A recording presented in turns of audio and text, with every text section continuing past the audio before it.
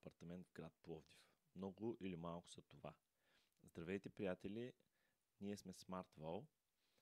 В това кратко видео ще ви покажем как лесно да попълните формата за AI-базирана оценка на имот в нашия сайт. Само с няколко стъпки ще получите точна и актуална пазарна оценка. Най-напред започваме с избор на тип имот, който в случая ще бъде апартамент, след което избираме града и квартала. В случая Пловдив, квартал Христо Смирненски.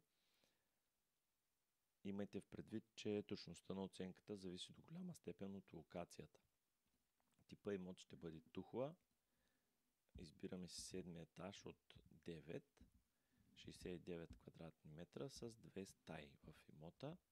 Адресът е Петърченков и нашият имейл адрес office@smartvol.bg. В случая апартамент, който съм харесал за оценка, има асансьор, обзаведен, саниран, има видеонаблюдение и е ново строителство, което значи след 2010 година. Също така има контролиран достъп.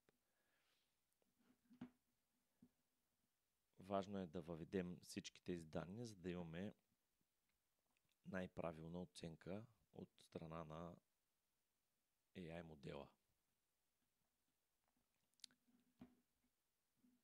И така, сега ще си заявим оценка и след няколко секунди вече имаме прогнозна оценка. Изглежда, че за този имот, според нашия оценител, 150 000 евро са доста голяма сума. В случая цената, която имот дава на база други подобни имоти, продавани в интернет, е 115 000 евро, 433. Съответно, предлагаме и песимистична оценка и оптимистична прогноза. Вярвам, че тази оценка ще ви позволи да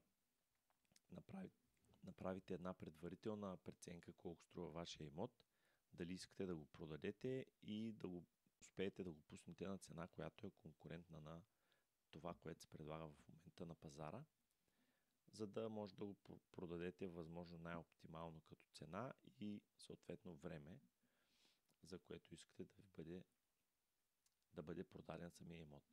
Пожелаваме ви успех! Насреща сме, ако имате някакви въпроси.